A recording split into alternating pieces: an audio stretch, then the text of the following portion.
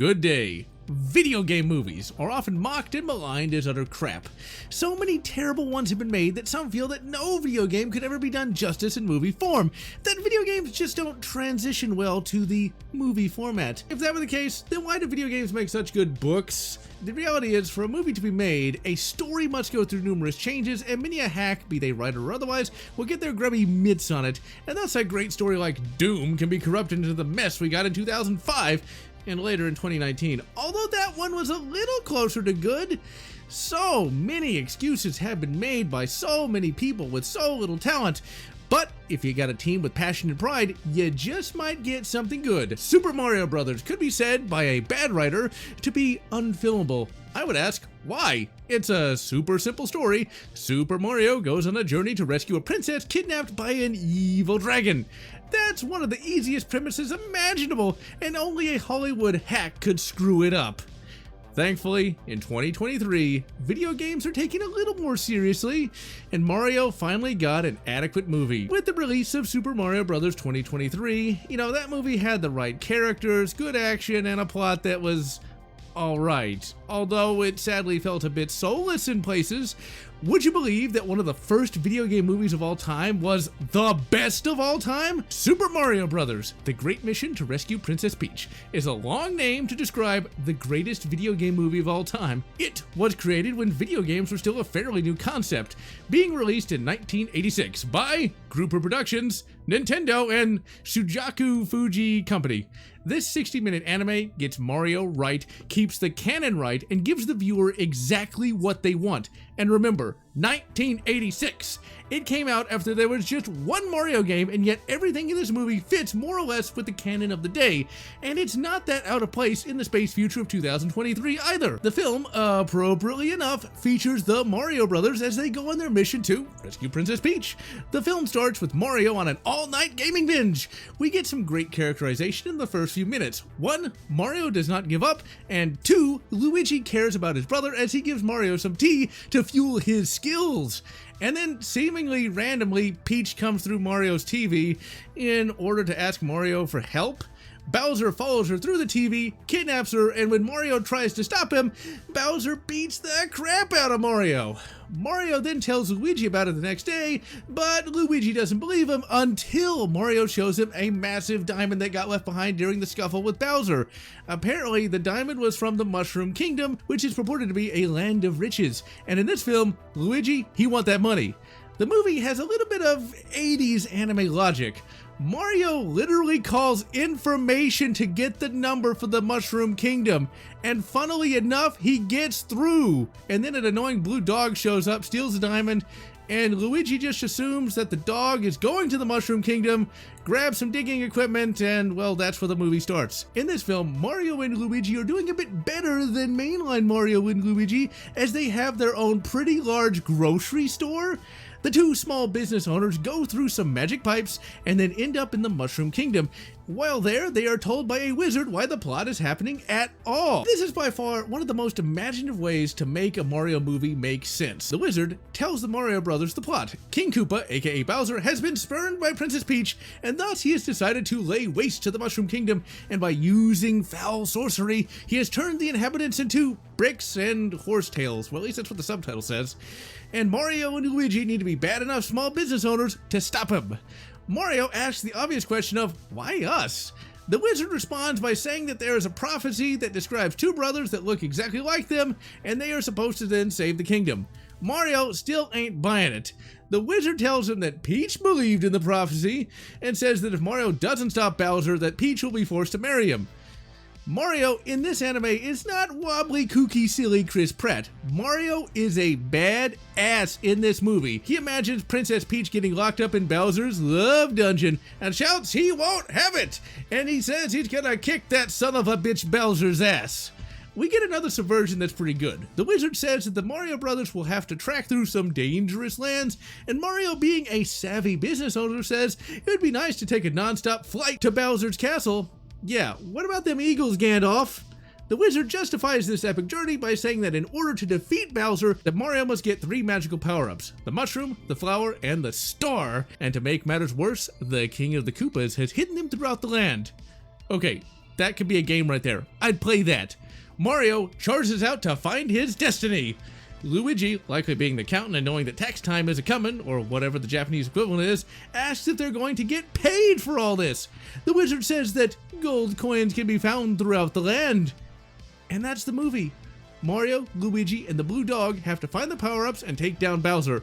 How hard was that? It's better than the 2023 movie because we have a plot where the protagonists are proactive throughout, and it's a movie that progresses quickly from one scene to the next and never just stops. We get a lot of cool character moments between the bros, and the character moments feel much more genuine. Despite some of the 80s anime weirdness, the movie has a lot more substance than the 2023 film and feels less shallow when the final victory is finally achieved. Everything about the movie sticks close to what canon was there in 1986, and everything feels like the writer played the bloody game. Mario is the hero and Luigi is the loyal sidekick. Each one pulls their own weight and never does anything too boneheaded. Okay, well, most of the time they don't do anything boneheaded. Mario almost gets himself killed shilling his products a couple times. But still, you know, he gotta make that money somehow. So you've heard it, I've heard it. My women don't have good representation, and thus we need my girl boss. The rather mean Princess Peach in 2023 was an overcorrection that wasn't needed, because way back in '86, Princess Peach was kicking ass. In the first scene of the movie, we see Princess Peach beat the crap out of some Koopa Troopas with a stick, and later in the film, she takes on Bowser and tries to trick him into shrinking into a box. Oddly similar to the 2023 film, wouldn't you say? In fact, a lot of this movie seems oddly similar to that 2023 film. It's safe to say that Peach was never an offensive character, and she didn't need to be better than Mario to hold her own. Bowser himself is a much better villain in this movie too. I love me some Jack Black, but Bowser in the 2023 film was a little too cartoonish. Bowser here is not a bad boss and works with his minions to take down Mario and doesn't make the usual villain mistakes and feels like a legitimate threat. This is a must-watch if you are a Mario fan, but even if you don't really care that much about the bros, it's a fun little anime all on its own. For a 60-minute anime from the 1980s, the animation is excellent. Everything is really quite fluid and complex. The character designs are true to the games at the time, meaning Luigi is a little off, looking more like Wario, but still, this looks like a Mario movie. There are a few still frames used to pad out the runtime, but it's not too noticeable. Music is excellent. Hell, the movie uses some music from the game, and it sounds great and gives the movie proper authenticity. There are other tracks in the film, and they're suitably good, although they have a bit of English to them. Speaking of, I'm watching the film on YouTube, link in the description. It's a 4K remaster and features the original Japanese dialogue with subtitles. The voice actors all put in great performances, at least to my American ears. Mario has a great voice in this. It sounds strong, but youthful, and really gets across the idea that you don't mess with Mario. Luigi sounds more laid back and a little more disinterested. Peach sounds a little shrill, but she doesn't grate too much upon the ears. Bowser sounds pretty good. Once again, love me some Jack Black, but the VA work for Bowser in this movie makes him sound more like a legitimate ruler than a member of Tenacious D. Our intrepid small business owners set out to get the power-ups. First, they head to Mushroom Land, whereupon Luigi immediately gets racked out on shrooms. And then a giant Koopa Troopa tries to feed them to a bird. Mario talks to the bird and tricks it into thinking he's one of their young. I love the 80s. Mario spots the mushroom power-up, uses it, and then frees, the Toads, who are all hot female mushrooms now. Those are some shrooms I can get behind. And, you know, the bros kind of have the same idea. They get kind of hot for the shroom ladies. Next, they got to get the fire flower. This is pretty neat as they have to take down Lakitu and his Spinies. Mario ends up controlling a cloud Goku style to defeat the Spinies. And they also get hot for another female Toad. Oh my. And we also get some product placement. When Mario randomly bashes a brick from the game with his head, Mario Ramen shoots out of it. Of course it does. Yeah, this reminds me of those bloody ads and podcasts about Raid Shadow Legends. Even Mario plays it. You know, you gotta wonder, like, would Doomslayer, like, randomly, you know, like, beat open a demon and get, like, a rich wallet? But anyway, throughout the movie, we got these two Goombas trying to take down the Mario Brothers by working behind the scenes, which is a cool use of the weakest enemy in the game, and shows that, yet again, just about every element of a game could be used in a movie successfully. In Starland, Mario and Luigi get trapped by Bowser in a pretty neat way. Bowser makes some random rocks look like gold, and thus the intrepid brothers go into what they think is a gold mine, only to get trapped. Bowser then sets a Hammer Bro to guard them. We then leave the Mario Bros for a bit and focus in on Peach. In most video game movies, there are seldom characters at all, much less compelling scenes like this.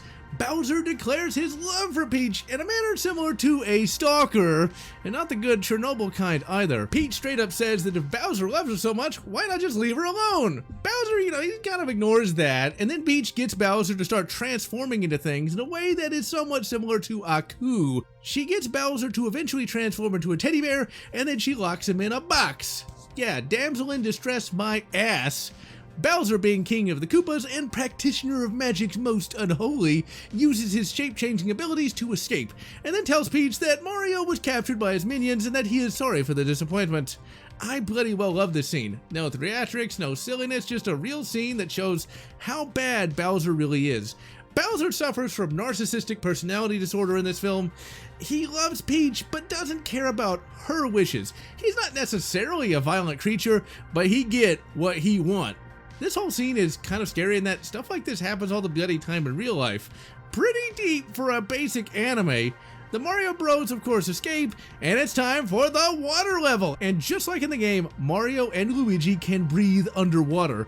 In a call forward, the Bros get access to a flying ship, which they then row to Bowser's castle through the sky. The final battle is really bloody good, complete with a side-scrolling segment which looks awesome. The final showdown between Mario and Bowser is just, this is what we've been waiting for, but we got that from the outset. Mario pounds down the power-ups. He eats the shroom, he eats the flower, but just before he eats the star, he's a businessman, okay? He wants money. He wants to build a whole chain of Mario and Luigi grocery stores. So, at the climax of the movie, he shills his Mario rice seasoning and almost dies for it.